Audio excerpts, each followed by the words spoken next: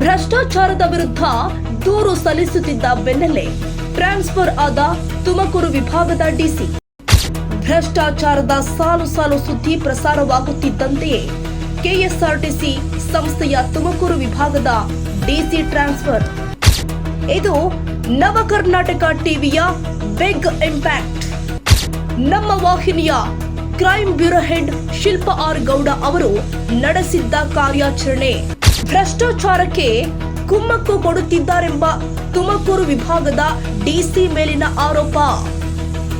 ಭ್ರಷ್ಟಾಚಾರದಲ್ಲಿ suspend ಮಾಡಿದ್ರೆ ಒಂದೇ ತಿಂಗಳಲ್ಲೇ ಡ್ಯೂಟಿ ಕೊಟ್ಟ ಆರೋಪ. ಹಲವು ಹಗರಣದಲ್ಲಿ ಭಾಗಿಯಾಗಿದ್ರು ಎಂಬ ಆರೋಪ. ಎಸ್, ಕೆಎಸ್ಆರ್ಟಿಸಿ ತುಮಕೂರು ವಿಭಾಗ ಅಂದ್ರೆ ಭ್ರಷ್ಟಾಚಾರದ ಜಾಲ ಎಂದೇ ಸಾರ್ವಜನಿಕ ವಲಯದಲ್ಲಿ ಮನೆ ಮಾತಾಗಿದೆ. ಕುಣಿಗಲ್ ಘಟಕದಲ್ಲಿ ಸಂಚಾರಿ ನಿಯಂತ್ರಕನಾಗಿ ಕೆಲಸ ನಿರ್ವಹಿಸುತ್ತಿರುವ ನಯಾಜ್ ಉದ್ದೀನ್ ಎಂಬಾತ ಭ್ರಷ್ಟಾಚಾರ ಎಸಗಿದ 8 ವಿಡಿಯೋಗಳು ಹರಿದಾಡುತ್ತಿದ್ದ ಬೆನ್ನಲ್ಲೇ ತುಮಕೂರು ವಿಭಾಗದ ಡಿಸಿ ಸಸ್ಪೆಂಡ್ ಆರ್ಡರ್ ಕೊಟ್ಟಿರ್ತಾರೆ. ಆದ್ರೆ ಒಂದೆರಡು ತಿಂಗಳು ಕಳೆದ ಮೇಲೆ ಭ್ರಷ್ಟಾಚಾರ ಯಾವ ಘಟಕದಲ್ಲಿ ನಡೆದಿತ್ತೋ ಅದೇ ಘಟಕಕ್ಕೆ ಡ್ಯೂಟಿ ಮಾಡಲು ಆದೇಶ ಕೊಟ್ಟಿರ್ತಾರೆ. ಆದ್ರೆ ಅದೇ ಸಮಯದಲ್ಲಿ ಅದೇ ಘಟಕದಲ್ಲಿ ಸಂಚಾರಿ ನಿಯಂತ್ರಕನಾಗಿ ಕರ್ತವ್ಯ ನಿರ್ವಹಿಸ್ತಾ ಇದ್ದಂತಹ ನಾಗರಾಜ್ ಎಂಬುವರು ಕೂಡ ಭ್ರಷ್ಟಾಚಾರದ ಅಡಿ ಸಸ್ಪೆಂಡ್ ಮಾಡಿರ್ತಾರೆ. ಆದ್ರೆ ಈತನನ್ನು ಕೂಡ 3 ತಿಂಗಳಾದ್ರೂ ಡ್ಯೂಟಿ ಮಾಡಲು ಅವಕಾಶ ಕೊಟ್ಟಿರಲಿಲ್ಲ. ತದನಂತರ ಡ್ಯೂಟಿ ಮಾಡಲು ಆದೇಶ ಕೊಟ್ಟಿದ್ರು ಕೂಡ ತುಮಕೂರು ಬಸ್ ಸ್ಟಾಪ್ನಲ್ಲಿ ಕರ್ತವ್ಯ ಮಾಡಲು ಆದೇಶ ಕೊಟ್ಟು ಮಲತಾಯಿ ಧೋರಣೆ ಮಾಡಿರ್ತಾರೆ.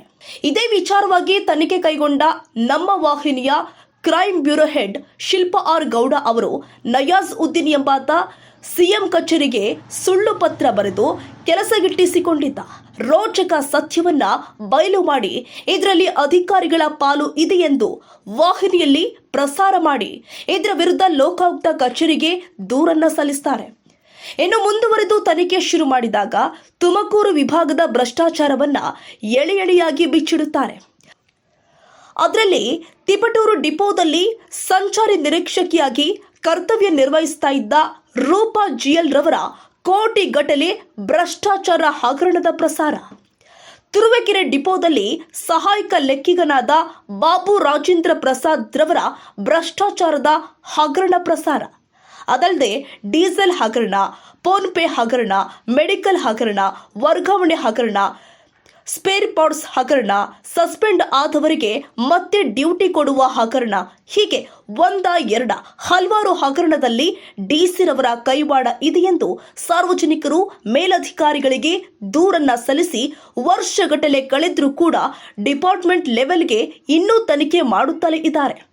ಈ ಎಲ್ಲ ಪ್ರಕರಣದಲ್ಲಿ ತುಮಕೂರು ವಿಭಾಗದ ಡಿಸಿರವರ ಕೈವಾಡ ಇದೆ ಎಂಬ ಕೆಲ ಸಾಕ್ಷಿಗಳ ಆಧಾರದ ಮೇಲೆ ವ್ಯವಸ್ಥಾಪಕ ನಿರ್ದೇಶಕರಿಗೆ ತುಮಕೂರು ವಿಭಾಗದ ಡಿಸಿರವರನ್ನ ಕುಲಂಕುಷವಾಗಿ ತನಿಖೆ ಮಾಡಿ ತಪ್ಪಿತಸ್ಥರ ವಿರುದ್ಧ ಕಾನೂನು ಕ್ರಮ ಜರುಗಿಸಿ ಎಂದು ನಮ್ಮ ವಾಹಿನಿಯ crime bureau head Shilpa R Gowda ಅವರು ದೂರು ಸಲ್ಲಿಸಿದ್ದ ಬೆನ್ನಲ್ಲೇ ತುಮಕೂರು ವಿಭಾಗ ಡಿಸಿರವರು ಆದ ಎಸ್ ಚಂದ್ರಶೇಖರ್ ಅವರನ್ನ ವರ್ಗಾವಣೆ ಮಾಡಲಾಗಿದೆ.